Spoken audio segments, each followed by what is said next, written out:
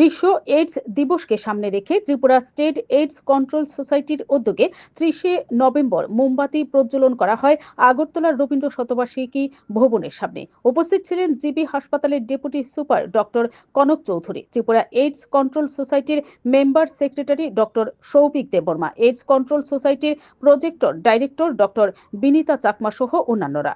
Bureau report, BTV Tripura news. Government একটা decision নিয়েছে যে ওএসটি সেন্টার প্রত্যেক প্রাথমিক স্বাস্থ্য কেন্দ্র পাওয়া যাবে।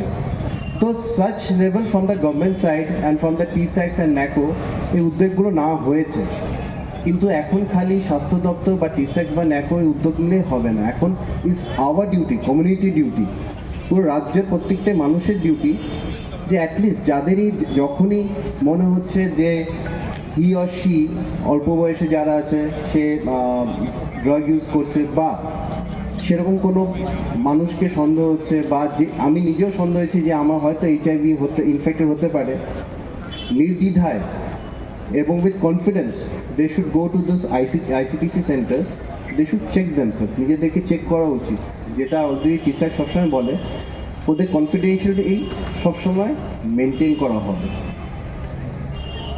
আবার এটা বলছি, ইটস এ 100% প্রিভেন্টেবল ডিজিজ। এটা আমরা যে চেয়ে বাড়িতে এনে তো লাভ নেই, এবং আমার প্রতিবেশী এবং আমার কমিউনিটিতেও এনেও লাভ নেই।